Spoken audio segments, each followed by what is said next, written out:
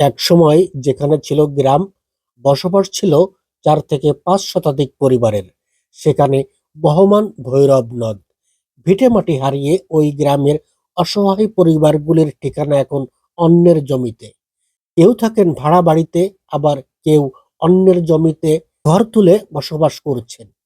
এত ক্ষয়ক্ষতির পর নতুন করে ভাঙন দেখা দেওয়ায় আতঙ্কিত ভৈরব পাড়ে থাকা রূপসা উপজেলার ৩ গ্রামের কয়েক হাজার মানুষ।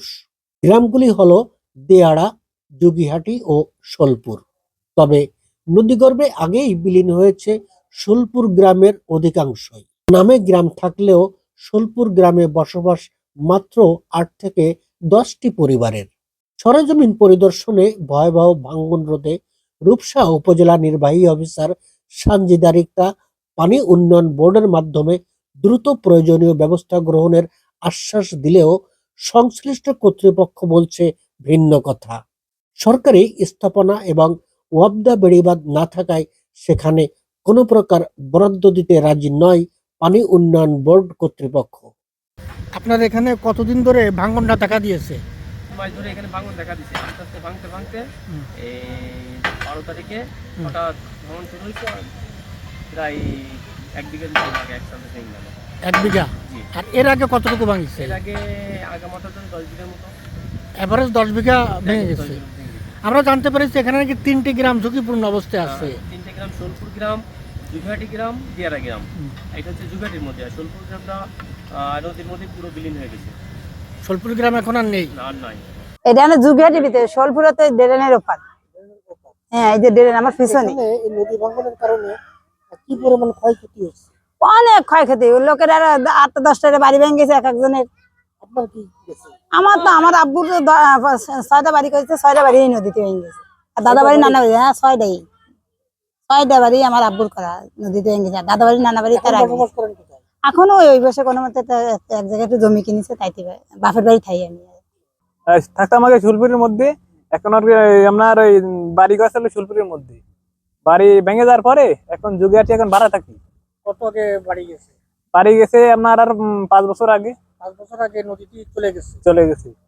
এখন এই যে শোলপুর গ্রামটা এখন নাকি এটা অস্তিত্ব নেই বললেই চলে, কথাটা কতটুকু সত্যি? হ্যাঁ, এই নদী দেখেছেন, এই নদীরা পুরোটাই শুলপুর গ্রাম। এই নদীর ওই পাশে ছিল হচ্ছে হলো নদী, ওই নেভি ওই জাহাজ দেখছেন, নৌবাহিনী জাহাজের ওই পাশে ছিল হলো নদী, আর এইটা ছিল হলো গ্রাম। এই নদী গ্রাম ভেঙে নদী হয়েছে। আর আমাদের বাড়িঘর ছিল আপনার এই যে নদীর এই বোট দেখছেন, এই বোটের ওই পাশে। এখন হচ্ছে হলো বাড়িঘর চলে গেছে, এখন আমরা ভাড়া থাকি। এখানে কতগুলি পরিবার এই নদী ভাঙনের কারণে নিঃস্ব হয়েছে? ২০০ ফ্যামিলি, পুরো একটা গ্রাম সোলপুর গ্রামটা ধরে নাই। এখন তো ২০০ ফ্যামিলি ছিলেন এখানে। এই গ্রাম এখন কতগুলি পরিবার আছে সোলপুরের? সোলপুরের এখনো আনুমানিক তো ২০০ পরিবার তো আছেই এই যোগীহাটির গ্রামে, মানে এই গ্রামের থেকে আর এক গ্রামের অন্য গ্রামের বসবাস, মানে পরের বাড়ি থাকে, লাঠিচর খেয়ে বেড়াচ্ছে। পরের বাড়ি থেকে কেউ জায়গা কিনতে পারেছে, কেউ পারে নাই। আপনার নাম কি একটু বলুন? আমার নাম রফিকুল ইসলাম। আপনার বাড়িও তো এই হ্যাঁ, সব ভাঙে চলে গেছে, নাই। আপনার অরিজিনাল বাড়ি ভেঙে চলে হ্যাঁ, গেছে? আমার বাপ দাদাদের বাড়ি নাই, চলে গেছে। তা এখন তো ওপার উঠে গেছে, সীমা নাই আমাদের বাড়ি ঘর। আপনার নাম বুঝছেন? কি? আব্দুল হক। আপনার বাড়িটা কোন জায়গা ছিল? আগে আমাদের বাড়ি তো তিনবারের ভেঙে ভেঙে ভেঙে ভেঙে এই পর্যন্ত আছে, পরে কিছু জায়গায় এখন পরের জায়গায় বসবাস করে। এই যে মানুষ দিনের পর দিন ক্ষতিগ্রস্ত হচ্ছে, এর আগে কখনো সরকারি ভাবে কোনো সহযোগিতা করেছে না?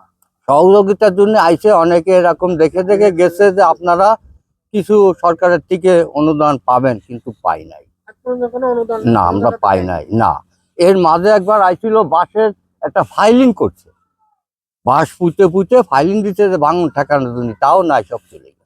এক এক বিঘে এক এক সঙ্গে নিয়ে চলে যেত। গাছ গাছালি বহুত বিরাট বিরাট গাছ, সব শহর ডেবে গেছে, দেখাও যায় নাই।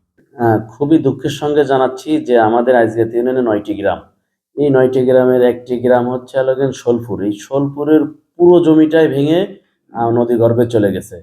ওখানে আমাদের টোটাল কোনো শোলপুর গ্রামের কোনো জমি নাই, পুরোটাই নদী গর্ভে চলে গেছে। তো আমরা নতুন করে আবার ভাঙন ধরেছে, সে ভাঙন হচ্ছে যুগিয়াটি গ্রামের কাছে চলে আসছে। তো আমি আমার তরফ থেকে আমি ইউনূস স্যারকে জানিয়েছি, আমি নিজে তদন্ত করেছি, নিজে পরিদর্শন করেছি, পানি উন্নয়ন বোর্ডকে জানানো হয়েছে।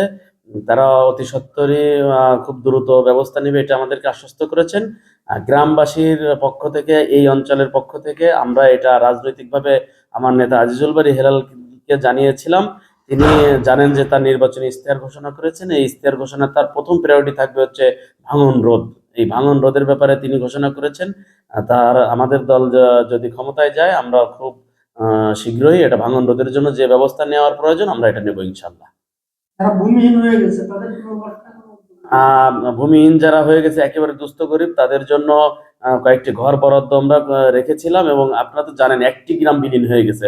অতএব এত চাহিদার তুলনায় এত ইয়ে করা সম্ভব হয়নি। তো আমরা আগামীতে কোনো সুযোগ সুবিধা করতে পারি কিনা সেই প্রচেষ্টায় আছি।